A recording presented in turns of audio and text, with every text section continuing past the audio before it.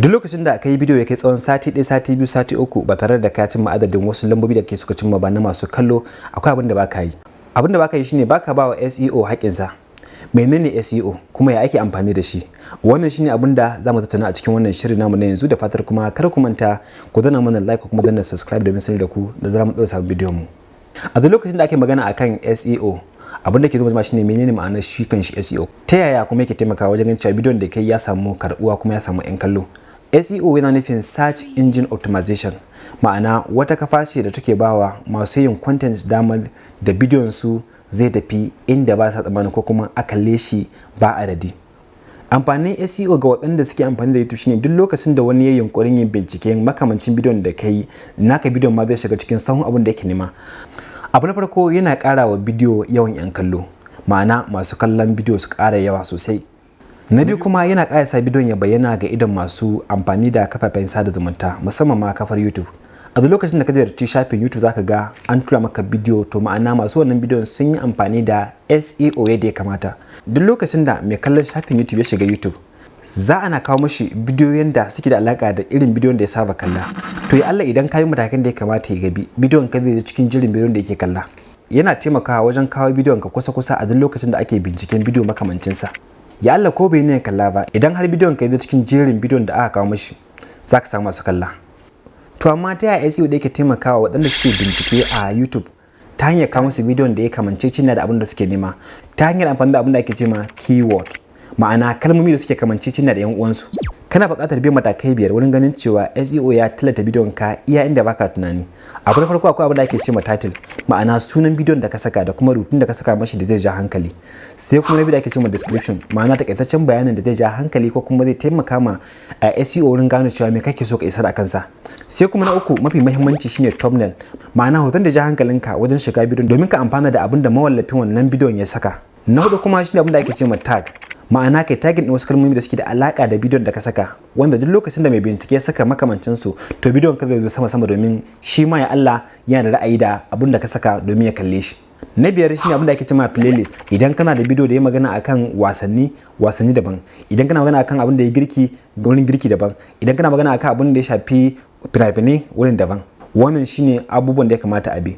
To bari mu zo mu yi abun a aikace ku kalla.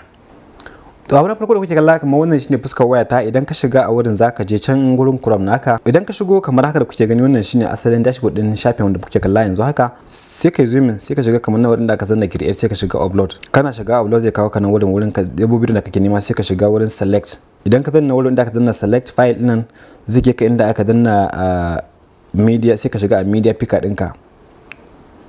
Daga media picker ɗinka nan za ku ga gashi nan na saka, za ku ga bidiyon sun bayyana. Sai ka shiga nan wajen ka ɗauko bidiyon. Daga cikin file manager na wayata na ɗauko wannan bidiyon da a yanzu nake so mu in saka ko kalla. Bidiyon da nake gabatar muku shi zan saka yanzu haka ku kalle da ake yin sa. Gashi na riga ya bayyana, how to make your video viral using SEO.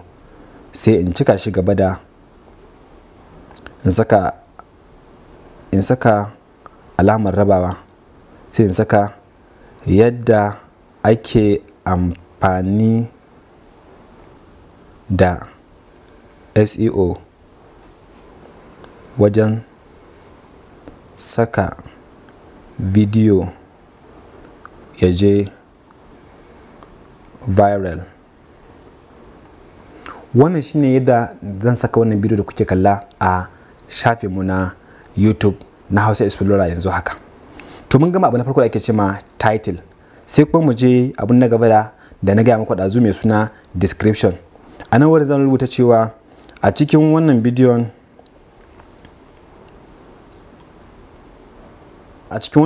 za ku ga yadda ake amfani da SEO wajen saka bidiyon ku ya je viral. A description kenan. To sai mu koma can wurin title din mu nemi abin da ake cewa hashtag, ma'ana zaka danna hash kamar haka, sai ya kawo maka na farko, sai ka danna viral video. Abu na farko za ka fara zaɓar shi kanshi da kanshi SEO. Gashi nan ya zo, kun ga ya zo? Sai ka je next na gaba kuma ka ƙara danna hashtag ɗinka, ka ƙara neman viral video.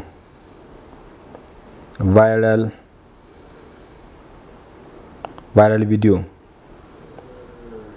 A nan wurin haka kaɗai za mu bar shi a SEO ɗin mu saka shi gaba ɗaya.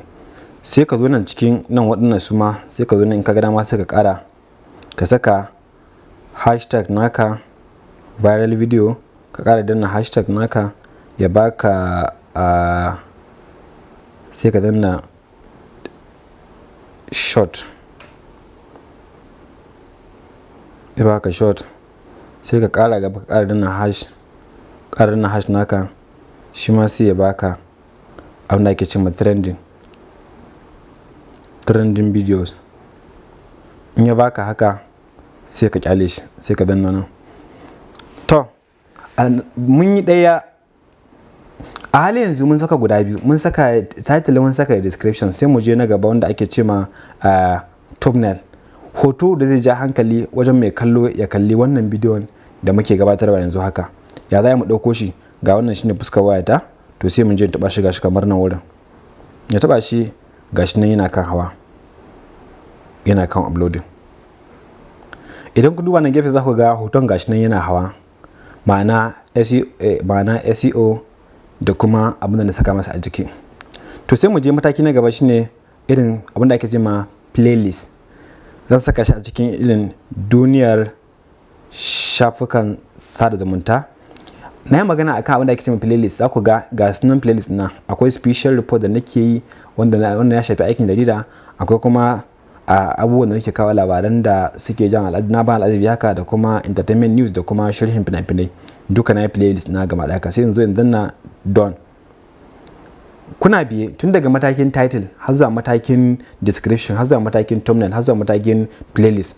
Na gaba shine zamu je tag.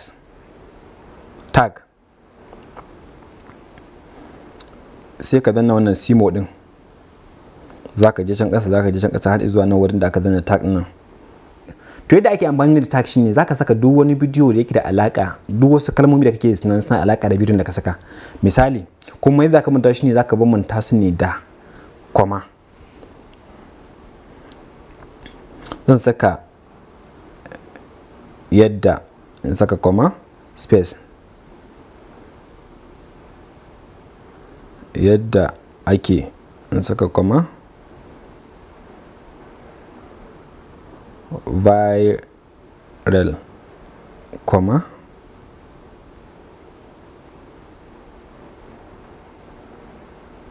SEO, kuma trending, kuma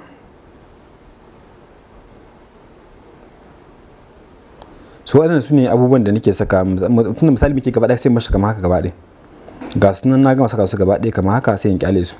Kun ga kowanne ya shiga shi yadda ya nuna gaba ɗaya. Yadda ake viral, SEO da kuma trending.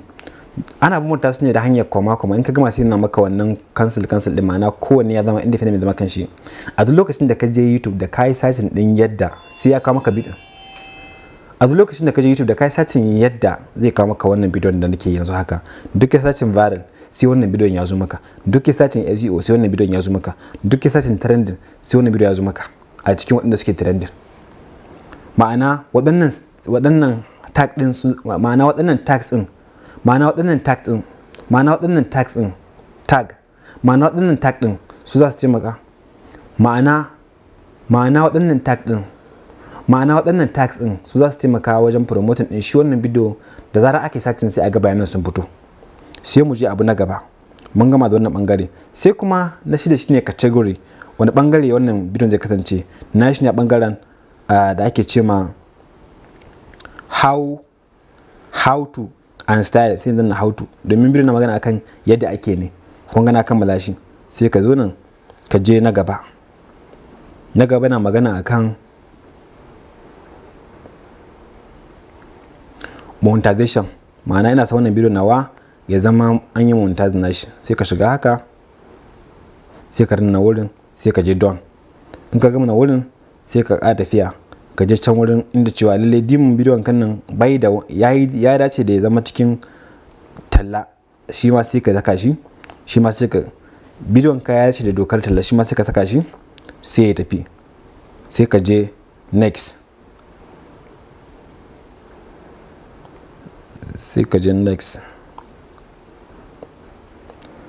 To haka za mu ta tafiya. Idan ka gama na wurin ka shiga sai ka je nan inda aka saka wannan abubuwan gashi gaba ɗaya. To haka za ka tafi haka zo nan wurin final ɗinka. Daga nan sai mu shiga, bari mu shiga schedule. Bari mu sai ta ci karfe 5:30 na yamma. Haka za ka shiga, haka za ka shiga, haka za ka shiga, haka za ka tafiya gaba ɗaya. Gashi na tafiya sai mu shiga nan wurin, sai ka dawo ka shiga checks. In ya gama bincikensa gaba ɗaya ka tabbata ya gama sai ka je next. To wannan shine abin da ake ce ma SEO, wato search engine optimization.